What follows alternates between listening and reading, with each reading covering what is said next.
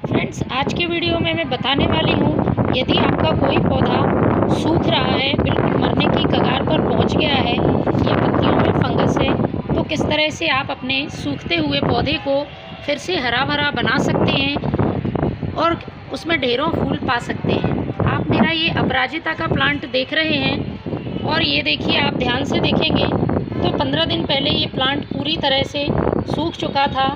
इसकी पत्तियों में फंगस लग गया था।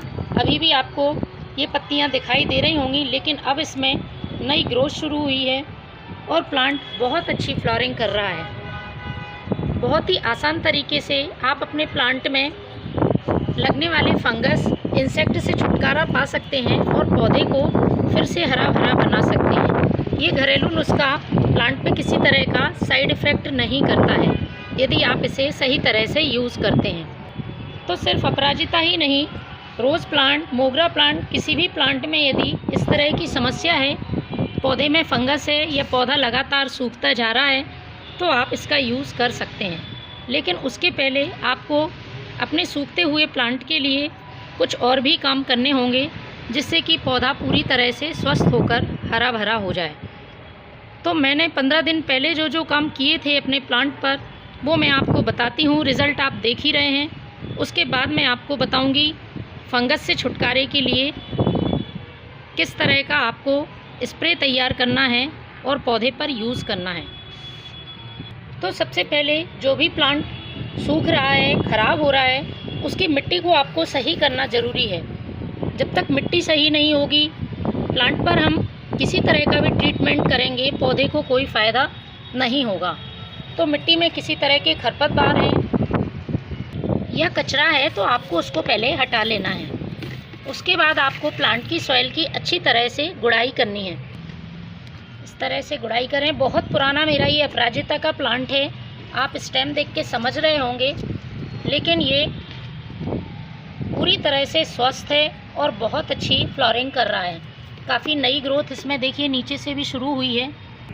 और यदि आपका प्लांट बहुत दिनों से छोटे पॉट में रखा है, पौधे ने बहुत ग्रोथ ले ली है, तो आप उसको रिपॉट भी कर सकते हैं और नई मिट्टी में उसको लगा सकते हैं। तो मिट्टी में डालने के लिए सबसे पहले मैं ले रही हूँ 1 मुट्ठी वर्मी कंपोस्ट और इसके साथ में मैं यूज़ करूँगी 1 चम्मच नीम खली का, जिससे कि प्लांट की सॉइल में किसी तरह के इंसेक्ट, फंगस होंगे तो वो दूर होंगे।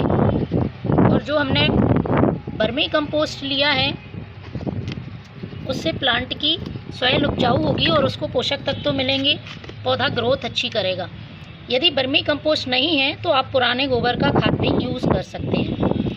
ये तो मिट्टी का ट्रीटमेंट हुआ। अब ट्रीटमेंट करेंगे हमारे जो पत्तियां हैं उनमें लगने वाले इंसेक्ट और फंगस का। तो इसके लिए लिया है मैंने 1 लीटर पानी और 1 लीटर पानी में मैं यूज़ करूँगी आधा छोटा चम्मच बेकिंग सोडा का, जिसे हम खाने वाला सोडा भी कहते हैं। बहुत अच्छा कीटनाशक और फंगीसाइड का काम करता है, लेकिन इसकी हमें ज़्यादा मात्रा यूज़ नहीं करनी है। एल्कलाइन नेचर का होने की वजह से यदि आप ज़्यादा मात्रा यूज़ करते हैं तो सॉइल का पीएच गड़बड़ हो सकता है। तो मैंने आधा छोटा चम्मच इस खाने वाले सोडे का ले लिया है। बेकिंग पाउडर यूज़ नहीं करना है आपको। इसके बाद मैं ले रही हूँ 5 से 6 बूंदें ऑयल की। नीम ऑयल ले सकते हैं आप, नीम ऑयल नहीं है तो किसी भी वेजिटेबल ऑयल का यूज़ कर सकते हैं। इस स्प्रे को करते समय इस बात का ध्यान रखें, सुबह या शाम के समय आपको इसका प्लांट की पत्तियों पर स्प्रे करना है। तेज़ धूप में आप स्प्रे ना करें। यदि आप बहुत तेज़ धूप में स्प्रे करते हैं तो पत्तियां जलने का डर रहता है। अब तीसरी चीज़ जो मैं ले रही हूँ वो शैम्पू है। आप किसी भी शैम्पू का इस्तेमाल कर सकते हैं। 6 से 7 बूंदें हमें शैम्पू की ले लेनी है। आप सभी पौधों में लगने वाले इंसेक्ट, मिलीबग, फंगस पर इस घरेलू नुस्खे का यूज़ कर सकते हैं। बस क्वांटिटी का ध्यान रखें। यदि इन्फेक्टेड प्लांट है तो 15 दिन में 1 बार स्प्रे करें और हेल्दी प्लांट है तो महीने में 1 बार आप स्प्रे कर सकते हैं। इसे हमें अच्छी तरह से मिक्स कर लेना है। अच्छी तरह से मिक्स करने के बाद ये स्प्रे तैयार है। अब इसको हमें अपने स्प्रे पंप में भर लेना है। स्प्रे पंप में भरने के बाद आपको अपने इन्फेक्टेड प्लांट पर अच्छी तरह से स्प्रे कर देना है। पत्तियों के पीछे, पत्तियों के ऊपर, सब जगह सारे स्टेम पर, पूरी ब्रांचेस पर इस तरह से। और यदि बहुत ख़राब ब्रांच है या फिर पत्तियां बिल्कुल से ख़राब हो गई हैं तो उन सूखी हुई ब्रांच को और पत्तियों को आप कट भी कर सकते हैं, नई ग्रोथ होना शुरू हो जाएगी। तो मैंने 15 दिन पहले इस अपराजिता के प्लांट पर स्प्रे किया था, अब फिर कर रही हूँ जिससे कि ये पूरी तरह से हेल्दी हो जाए।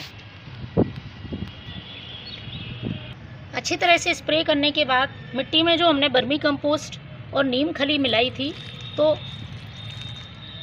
उसके अवशोषण के लिए आपको इसमें पानी भी डालना होगा। तो उतना ही पानी डालें जो ड्रेनेज होल से बाहर ना निकले। तो फ्रेंड्स, इस तरह से आप अपने प्लांट को हरा भरा स्वस्थ बना सकते हैं और फंगस और इंसेक्ट से फ्री रख सकते हैं। Thank you.